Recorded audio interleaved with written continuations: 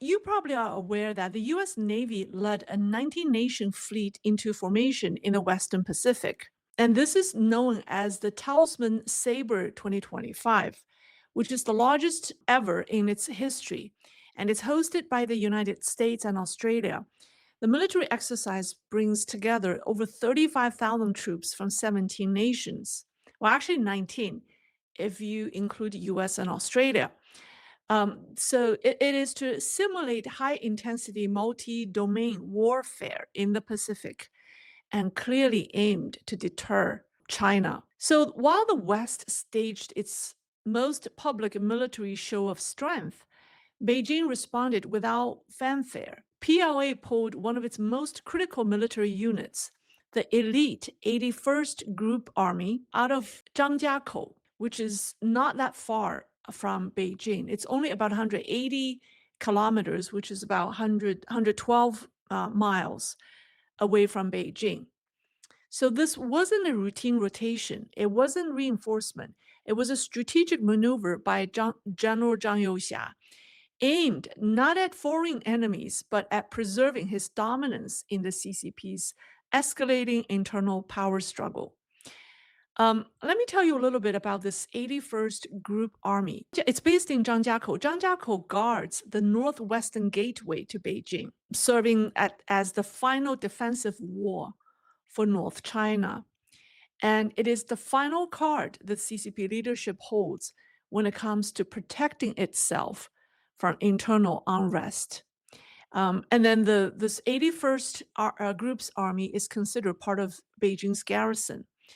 Now, that final card has been removed quietly without explanation. 81st Group Army isn't just an obedient Iron Army. On the contrary, it is a force that even the CCP's leadership cannot fully trust because this group is riddled with complex factional ties. It still houses remnants of the notorious 27th Army, which is the unit or was the unit responsible for the most brutal phase of the 1989 Tiananmen Square massacre. Inside the PLA, 81st Group Army is known as a dangerous wild card. It's violent, complex, and politically unstable. So keeping such a unit close to the capital has always been a calculated risk. But when push comes to shove, who will they obey? And so Zhang Youxia wouldn't want to bet on that answer or on the answer. So this sudden redeployment wasn't just a strategic shift, it was a soft lockdown, a tiger quietly caged far from the palace. So where was it sent? Well, not to the east near the Taiwan Strait, not to the south near the South China Sea, but to the northeast, Zhang Youxia's own stronghold, the heart of the former Shenyang military region. So it's a clever move. Zhang Youxia wants to use the most loyal troops to watch over the least trustworthy ones. And this wasn't a response to the US-led Talisman Saber drills. It was preparation for something much closer to home, an unannounced palace coup. Because inside the CCP, the political game has reached checkmate. There isn't any more room left for negotiation. The poker table has collapsed. So everyone close to Zhou Enlai knows the truth. The supreme leader can no longer pull the full game. Even foreign press has commented on his deteriorating health and lack of presence. But the real question is, who will succeed him? From the third plenum last summer to the two sessions in the spring, to now the party's summer retreat in Beidaihe, the question has brought chaos. No one could dominate the discussion, and no one could impose a decision. So they kicked the can down the road, and this spells nothing but trouble to Zhang Youxia. So instead of counting hands in a room, he chose to count bullets on the battlefield. And that's why he made his move. He opened the command map and gave the order. Pull the 81st Group Army out of Beijing's vicinity and send it to northeast. Publicly, it was a military drill. Privately, it was a shock to the system, a calculated political operation marked as war preparation. He didn't just shift a unit. He removed the most unpredictable and lethal military element from the capital and relocated it to his own turf in the northeast, where it could be watched by loyal eyes. This wasn't just a strategic redeployment, it's a preemptive cleanup. That single move achieved, at least in my opinion, 5 strategic objectives for him. Let's go over them one by one. First, it tests the chain of command and filter out disloyalty in this very politically complex military unit. His order traveled from Beijing through the Central Military Commission down to the theater commands, army groups, and finally to battalions and units. Every link in the chain came under stress because they didn't expect to be relocated. So, who hesitated? Who dragged their feet? Who gave lip service but quietly resisted? This wasn't a loyalty check on paper, it was a real world pressure test, a military obedience drill disguised as a routine deployment. So, no more guessing. General Zhang Youxia now knows exactly who's loyal and who isn't. Second goal, he locked down China's military industrial heartland. Most people assumed the redeployment to the northeast was about strengthening border defenses, which is true. I'll discuss that. That's his goal. That's goal number 5. But that's only part of the story. There's another target. You know, Shenyang, Harbin, and Daqing. There are 3 industrial cities in the northeast. They are the core of China's defense manufacturing base. They are the engine room of China's war machine. Tanks, armored vehicles, missile systems, fuel storage, railway mobilization, logistics hubs, it all runs through this cold industrial corridor. So whoever controls this region controls China's capacity to wage war. And by stationing troops directly on the factory lines, Zhang wasn't just guarding production, he was sending a message. This territory reports to Zhang Youxia now. Third goal, he issued a silent ultimatum to the entire party. Yes, you can hold meetings. Yes, you can canvass votes. Yes, you can try to push your candidates into power. But this is no longer the era of slogans and reports.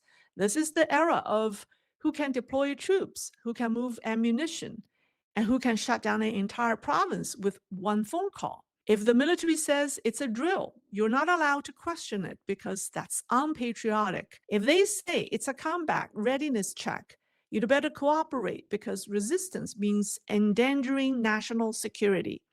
If they say they are rooting out saboteurs, you'd better applaud because hesitation makes you look guilty. So there's no slogans, no change of flags, just a simple military maneuver. And with that single move, General Zhang quietly seized control of the entire civilian government because everyone inside the system understands the one who controls the gun now controls the regime. And the fourth reason is that, and this is a very important one, it is to make room for the 82nd Group Army, which is formerly known as the elite 38th Group Army. The 38th Group Army is famous. It's the most elite PLA troops that was given, that has earned titles like the Imperial Guards or the Ace Army as the PLA's most heavily equipped, heavily armored group army. Its mission is clear: to guard Beijing and Zhongnanhai. So in the 2 years following the 20th Party Congress, Zhang Youxia personally visited the 82nd Group Army multiple times, underscoring his firm control over the capital's military defenses, or had both the 81st and 82nd Group's army remained stationed near Beijing, any political crisis could have escalated into an all-out military clash. 2 elite armies face to face in the shadow of the capital, that's too dangerous. So Zhang cleared out the 81st Army, removing uncertainty, and left the 82nd in sole control of the imperial city, shall we say. So, yes, he moved the troops, but what he really moved was the center of power because Zhang knows that Zhongnanhai is no longer functioning, or not functioning normally. And he's no longer wasting his time arguing about who should become the next party secretary general. He has skipped past the entire secretariat system. Now he's targeting the core of CCP governance itself, the mechanism for forming political consensus. So he's not asking who gets to sit on the throne. He's declaring the throne can stay empty, but the one who commands the troops, that's the real emperor. And this isn't the aftermath of a coup. This is the coup unfolding in real time as we speak. It's still happening. Some people now warns if the CCP's top echelon fails to agree on a successor and a path forward, Zhang Youxia may run out of patience and turn to war to consolidate power. And as long as a military clash erupts on the border or somewhere in the country, the entire country is forced into combat readiness. Under those conditions, the fourth plenum cannot be held. There will be no votes. If tensions break out in southern Tibet, the Yalun Zangpo Dam, Xi Jinping's signature political project, will collapse overnight, both financially and politically. Remember, war cancels politics. So that brings us the question, where would Zhang Youxia's ideal war erupt? Some say the Tibetan Plateau near the Indian border. Others argue it would be in the northeast near the Russian border. The latter seems more likely.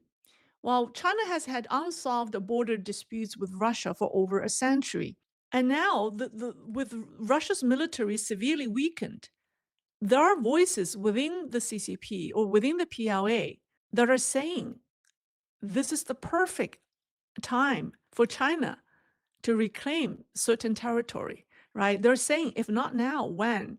Also, Zhang Youxia's influence in the PLA spans the northern, the central, and the southern theater commands.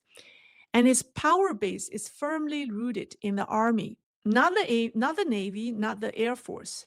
The PLA's naval and rocket forces have both suffered tremendous cleansing. The army, by contrast, remains strong under Zhang Youxia's leadership. So if he starts a war, it won't be in the Taiwan Strait because he's very smart. He doesn't want to start a war with the United States, right? And also, Navy and the rocket force are not ready. So if war does break out, it will be on land because the army is what he controls. If it would be a war on land, I think it's most likely in the Northeast against Russia. That's my take. Now, the chances of Zhang Youxia actually starting a war may be low. But in CCP politics, it's not just about what you do, it's about what people believe you might do. So even if he has no intention of initiating conflict, he may want others to believe he's willing to. And that's likely the deeper logic behind the recent military maneuver, sending the elite 81st Group Army to the northeast, right near the Russian border. So what looks like a strategic deployment to reinforce the northern theater could serve another purpose. And that brings us to the fifth and perhaps the most important reason behind the move. War readiness in the event he has to resort to war.